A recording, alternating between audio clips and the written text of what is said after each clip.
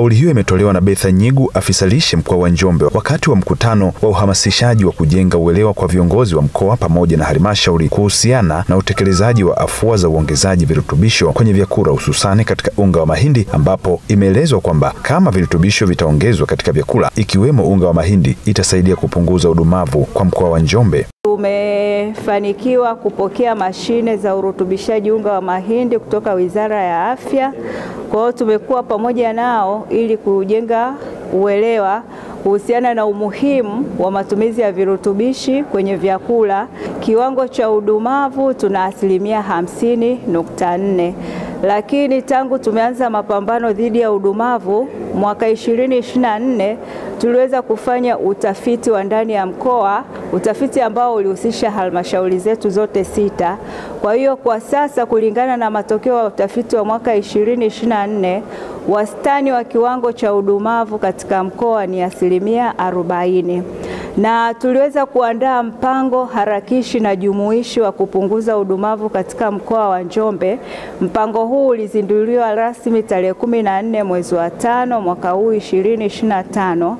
Lengo kuu la mpango ni kupunguza kiwango cha udumavu kwa watoto wenye umri chini ya miaka 5 kutoka 40% hadi kufikia 25% ifikapo mwaka 29-30. Gwao Omar Gwao ni mkurugenzi kutoka kampuni ya Sanku anaotengeneza mashine za urutubishaji wa vyakula. Hapa anaeleza ufanisi wa mashine hizo katika uandaaji wa vyakula. Kwanza imefungwa mtambo maalum ambayo inaweza kupeleka taarifa kila baada ya dakika 5. Kwa hiyo tunaweza kuangalia kinu kinafanyaje kazi, na hii mashine inaweza ikatumika zaidi ya miaka 5 ikifanya kazi ya urutubishaji. Na kwa mzalishaji wa kawaida huyu anayefungasha haingii gharama yote kununua hii mashine, kwa sababu tumetengeneza modali ambayo mzalishaji akinunua mifuko anapata virutubishi pamoja na mashine. Awali akizungumza kwa niaba ya mkuu wa mkoa wa Njombe, mkuu wa wilaya ya Njombe Juma Sweda amesisitiza umuhimu wa wazazi kunyonyesha watoto maziwa ya mama. Wazazi tuendelee kuhakikisha ya kwamba watoto wetu wanapata lishe bora.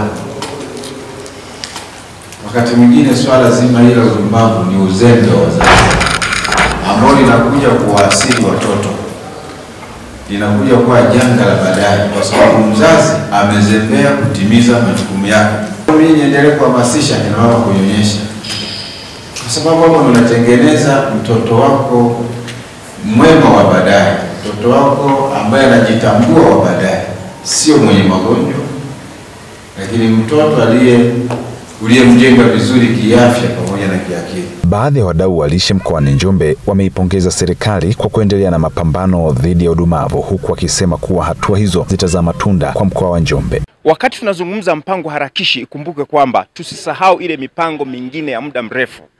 Wazazi kunyonyesha kwa wakati, lakini na kula vyakula vyenye protini ya kutosha. Makundi yote ya vyakula, makundi 6 ya vyakula yazingatiwe.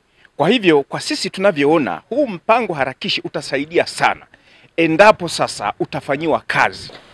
Kwa mashine hizi ambazo tumeletewa kwa ajili ya kuongeza virutubishi katika lishe, kwa upande wangu ni mashine nzuri sana ambazo zitasaidia katika swala zima tulilonalo katika mkoa wetu la changamoto ya udumavu. Nikiripoti kutoka hapa mkoani Njombe, hii ni TVE Habari. Mimi ni Ibrahim Godfrey Mlele.